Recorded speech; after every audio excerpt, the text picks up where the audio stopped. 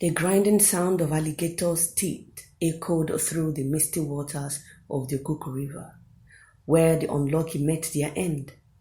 This river, wide and dangerous, was both the lifeblood and the grave of many traders who paddled their overloaded canoes in search of fortune.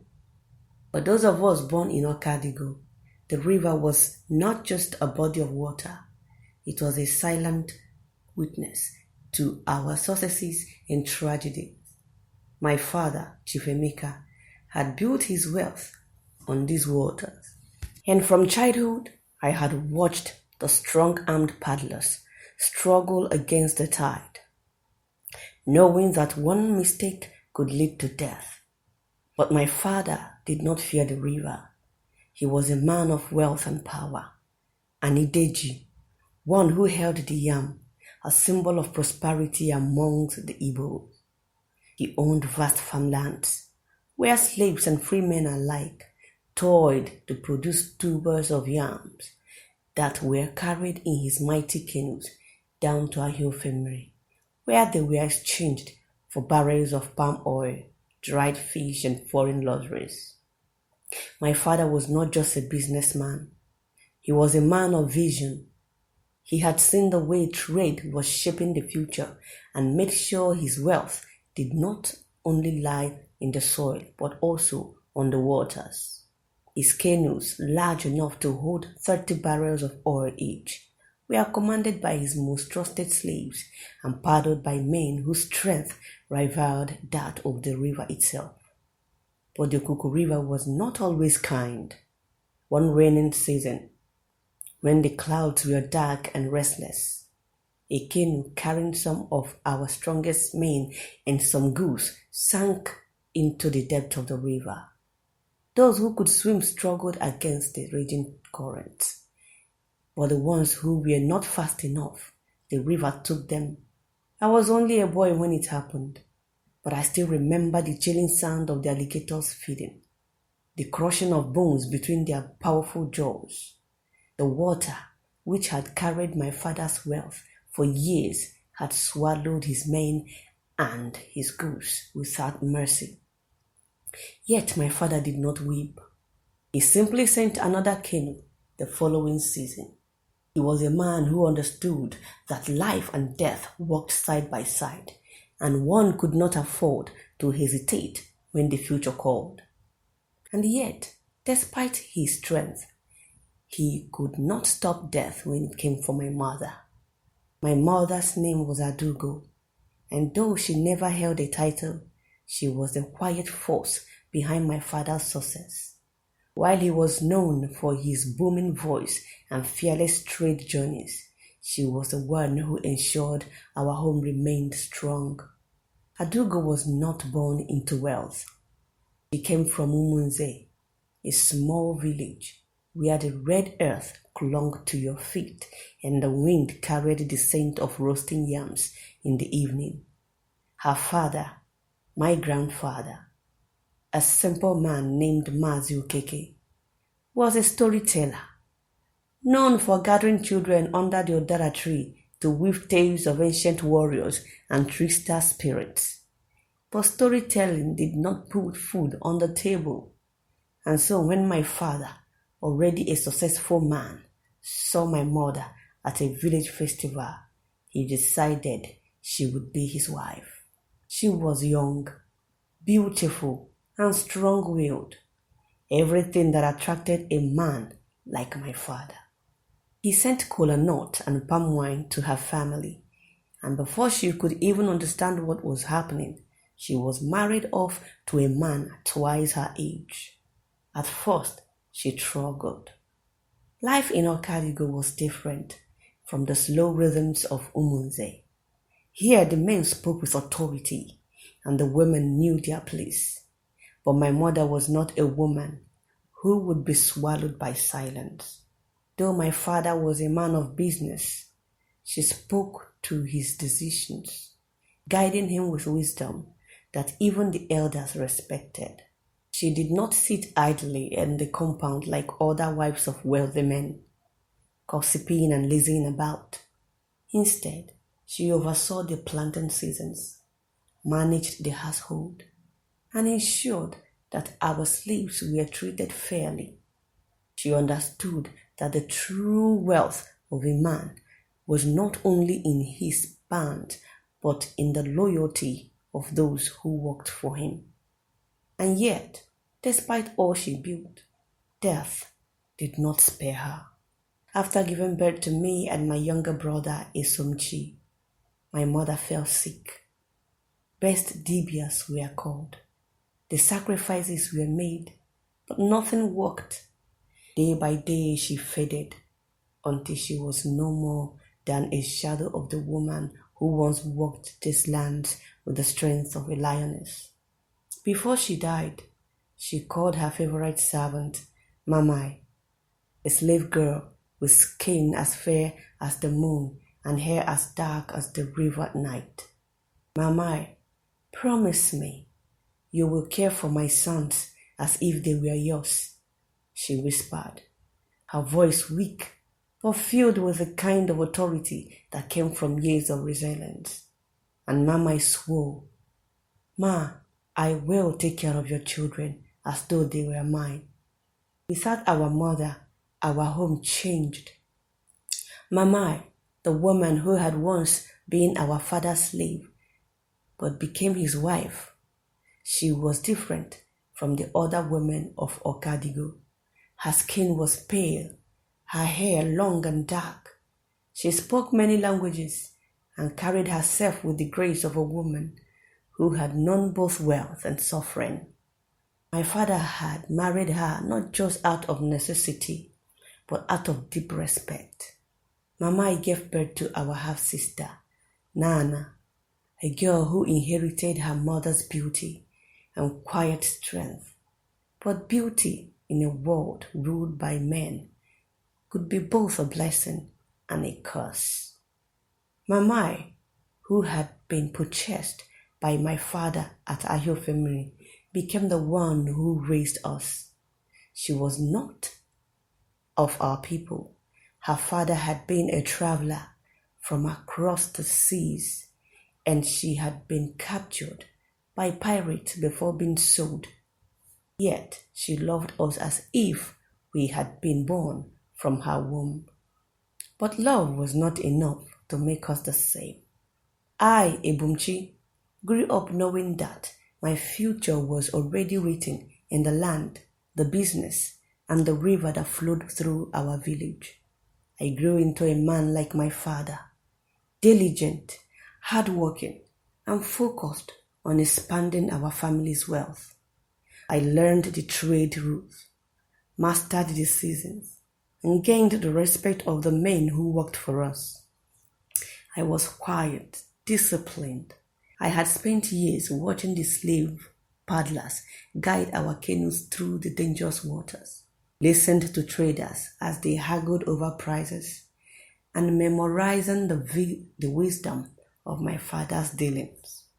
Esomchi, however, became something else, where I spent my time learning how to manage the farms and control the canoes. Esomchi spent his days in the company of lazy men, street thugs, drinking palm wine and chasing after village girls. He was reckless, wild, and without shame.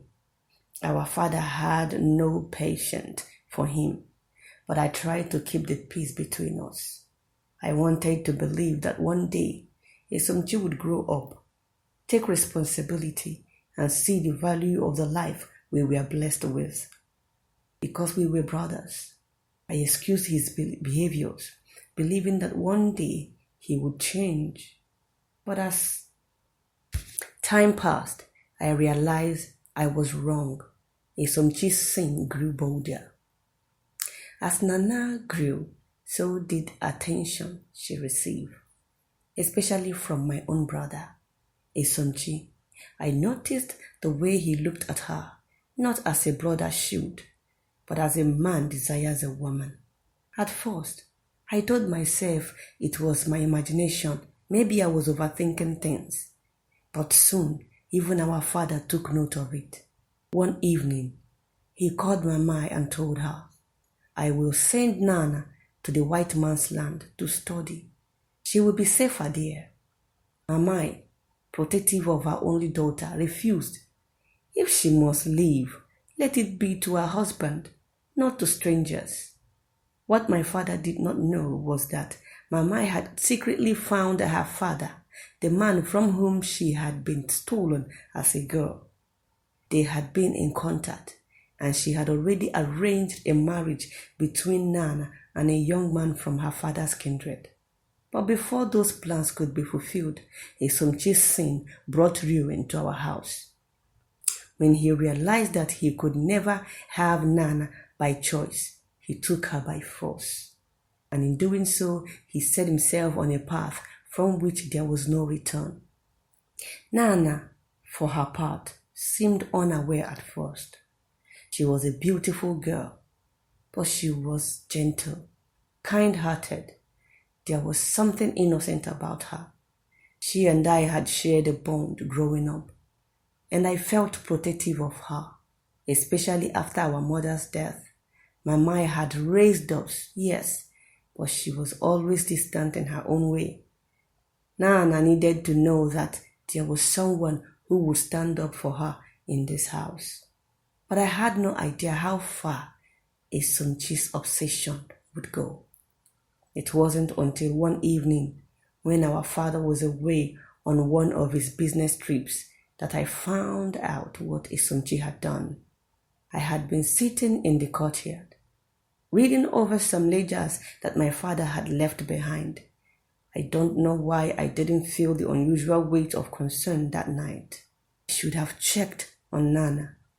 I should have listened to that quiet voice that told me something wasn't right. But instead, I stayed absorbed in my work, oblivious to the storm that was about to break. I heard a screaming from inside the house, a noise that sent me flying to my feet. I rushed in, my heart pounding, only to find Naana huddled in the corner of the room, her face pale with terror. Esomchi was standing in front of her, his eyes wide, his breath coming in raged gasps. I saw the look on his face, and I knew right away that he wasn't the brother I had once known. Ebumchi, get him away from me, Naana whispered, her voice trembling with fear. I rushed forward, my fist clenched, but Esomchi just laughed, a low, mocking sound that sent chills down my spine. She wanted it, he said, his voice dripping with venom. She wanted me. I didn't know what had happened, but I didn't need to. The look in her eyes was enough to tell me everything, and in that moment, something inside of me snapped. I fought my brother, a blow of rage and desperation. My brother, my blood, was a monster. I couldn't wrap my mind around it. How did this happen? How had he become this thing? He was stronger than I had ever imagined, but I was fueled by the need to protect my sister Naana. I had no choice but to overpower him. Mama heard the noise and rushed in. On seeing what had happened, did what any mother could do. In that anger and rage, he cursed Esomchi. Esomchi was sent away before the village could uncover his crime. My father, always a man of law, could not bear the disgrace of a son caught in such a taboo. He exiled him to a place where hard labor broke men. In doing so, he believed he had rid our house of shame. Shame does not die so easily. Naana's safety was all that mattered, but it wasn't over. It could never be over. As I grew older, I stepped fully into my father's shoe. The business flourished, and I built upon his foundation, expanding our trade route and securing alliances. But success was a cold companion. My father grew sick after a near-death experience at sea, and when he could no longer command his empire, he passed it down to me. He left Mama a settlement, and our sister was married to a kind man from her mother's kindred. He asked only that I decide what my brother deserved. When he passed, the land mourned. His funeral was grand, befitting an Ideji, but even in death, his family was not at peace. Esomchi had done nothing to earn my mercy, but I was not a cruel man. I sent for him, hoping that time had changed him, hoping that suffering had forged him into something better. But time does not change a man who does not want or wish to change. Esomchi returned, full of bitterness and accusations. He blamed Mama, our stepmother, for our father's death. He whispered to anyone who would listen that she had poisoned him, that she had taken his place. But Mama had already left, taking refuge in the land my father had given her. In my grief, I did what I thought was right. I shared my inheritance with my brother Esomchi. I gave him land and wealth. I offered him a place in the family business. But vanity and greed are curses that no amount of wealth can cure. Not to mention the curse following him for his abominable crimes against his own blood. Esomchi squandered everything. He turned our father's estate into a place of feasting and reckless pleasure. When he came to me, begging for more money, I refused. If you want wealth, I told him, you must earn it. The land is here, the trade is here. Work, and you shall have your share. But Esomchi was too proud to work. Instead, he sought counsel from the same men who had once fed off his foolishness. Desperation led him to an evil plan, one that involved my death. His friends convinced him to poison my food, to take the wealth he believed should have been his. But a man who seeks to kill his own blood will never find peace. When I fell ill, the village Dibia was summoned. He was a healer. Through his craft, he uncovered the truth. Esomchi, my brother, had poisoned me. Punishment was swift. The elders gathered, and Esomchi was made to drink the mirabu, the justice portion. He confessed everything, but the confession came too late. In a matter of hours, the portion took effect, and it took his life. His body was not mourned. His name was erased from the house of Okadigo. I was healed, and I lived to rebuild what was broken. I ruled the household with fairness, but never with blind trust. I often wondered if things could have been different, if my brother could have been saved from himself. But some men are born with ruin in their bones. We were not just our father's sons. We are choices we made. And in the end, only those who choose wisely will stand. Thanks for watching. Please do let me know how you see this story, how it touched you in the comments section.